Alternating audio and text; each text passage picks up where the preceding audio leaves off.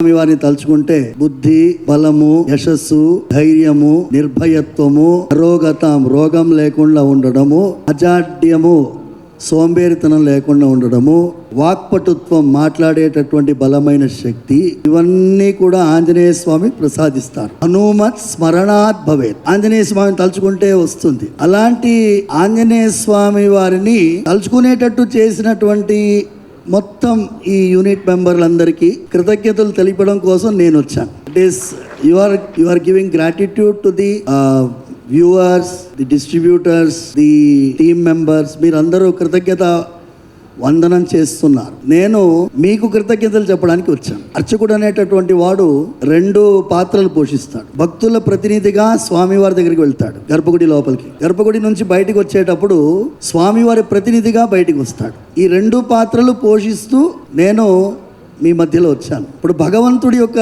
అభిప్రాయం ఏంటి చెప్పాలి. ఎందుకంటే అర్చకుడికి స్వామివారి యొక్క మనస్సు తెలుస్తుంది. నేను కొంచెం 2 నిమిషాలు ఎక్కువ మాట్లాడతా తల్లి, ఏమనుకోవద్దు. తప్పకుండా సార్. ఎందుకంటే నేను అడిగాను, కొంచెం ఎక్కువసేపు మాట్లాడతాను. వీళ్ళందరూ కష్టపడిన వాళ్ళు ముందు మాట్లాడిన తర్వాత నేను మాట్లాడతాను. అనే సజ్జ తేజాకి ఒక్కసారి గట్టిగా చప్పట్లు కొట్టాలి అందరూ. ఎందుకంటే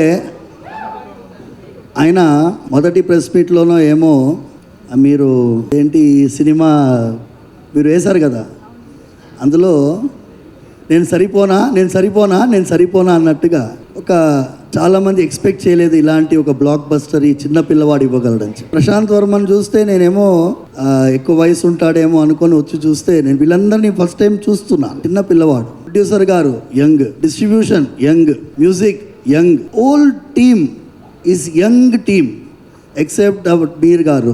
మీరు ఎలాగో తాతయ్య పాత్ర పోషించారు కదా. என்னம்மா ஒரு யங் பீப்புள் சேர்ந்துட்டு ஒரு అద్భుతமான ஒரு విజేత கொடுத்துருக்காங்க on behalf of the entire world. ఎందుకంటే 22వ తారీఖు అంతా రామమయంగా ఉండింది. అంతా రామమయం, రాముల వారి యొక్క ప్రాణ ప్రతిష్ఠా కార్యక్రమం.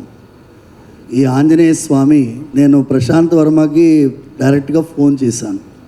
ముందు మెసేజ్ పెట్టాను. నేను ఫోన్ చేసి, మీరు కొన్ని పాత్రలు సృష్టించారు. అందులో విభీషణుడి పాత్ర. విభీషణుడు ఆంజనేయ స్వామి. సుందరకాండలో ఒక ఘట్టం మీకు చెప్తాను. విభీషణుడు ఆంజనేయ స్వామి యుద్ధం జరుగుతున్నది. రాత్రిపూట వెళ్తున్నారు. అందరూ వానరులందరూ పడిపోయి ఉన్నారు, కొంతమంది చనిపోయినారు, చేతులు కాళ్ళు విరిగిపోయి ఉన్నాయి. అలాంటి వానరుల నడుమ సంచరిస్తున్నారు. అక్కడ జాంబవంతుడు ఉన్నాడు. జాంబవంతుడు కూడా ఒళ్ళంతా నొప్పితోటి రుధిరంతో పడుకొని ఉన్నాడు. జాంబవంతుడు విభీషణుడు అడుగుతున్నాడు, ఆంజనేయ స్వామి ఎలా ఉన్నాడు, ఆంజనేయ స్వామి ఎలా ఉన్నాడు అని అడుగుతున్నాడు. ఏంటి వేరే వాళ్ళ గురించి అడగలేదు, సుగ్రీవుడి నుంచి అడగలేదు, అంగదుడి గురించి అడగలేదు, ఆంజనేయ స్వామి గురించి మాత్రమే ఎందుకు అడుగుతున్నారు?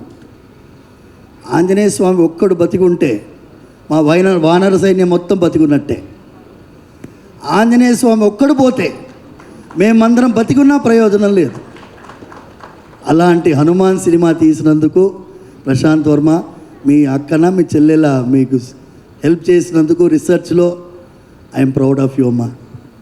You have done excellent job, excellent. I'm really telling you, you deserve Bhagavan Balaji 100% blessing. మా వరలక్ష్మి ఎక్సలెంట్ తల్లి. నేనేమో I'm father of you, fan of your father, and then I'm seeing you.